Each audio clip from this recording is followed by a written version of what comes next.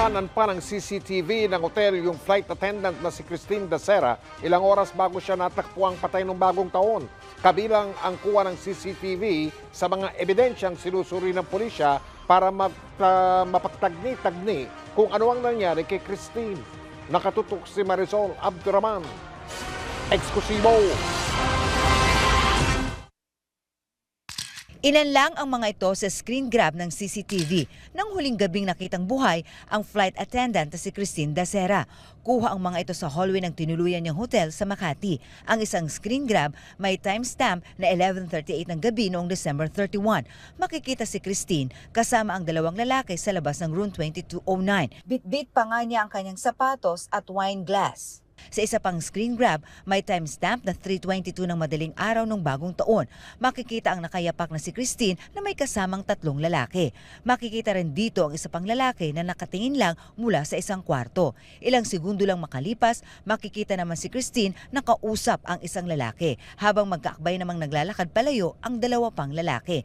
Nakatingin naman ang tatlong iba pa sa bandang dulo ng hallway.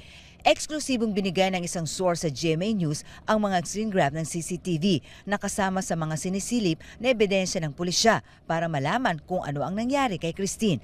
Base sa impormasyon ng pulisya, natagpo ang patay si Christine sa bathtub ng kanyang hotel room noong tanghali ng January 1. Hindi po natin masasabi. It could be possible na meron siyang na-take or it could be possible na meron pinainom sa kanya unwillingly sa kanya or hindi niya alam.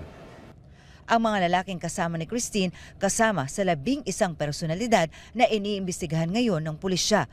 Hindi pa natin masabi talaga kasi wala pong nakakita sa actual na pangyayari at wala rin pong makapagsabi kung namatay ba siya sa rape or meron bang pinainom sa kanya.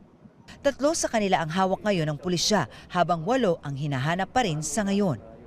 If you have nothing to hide, then siguro I would advise you to voluntarily surrender yourselves sa police station. Okay? Kung takot po kayong sumurrender, pwede po kayong magpasama sa mga abogado ninyo. Pwede rin po kayong pumunta sa simbahan, samahan kayo ng pare. Kasi kung wala naman kayong kasalanan, bakit tayo magtatago? Huwag na raw hintayin pa na lumabas ang warrant of arrest. Kasi pag lumabas yung warrant of arrest, baka manlaban kayo, alam nyo na saan kayo pupunta.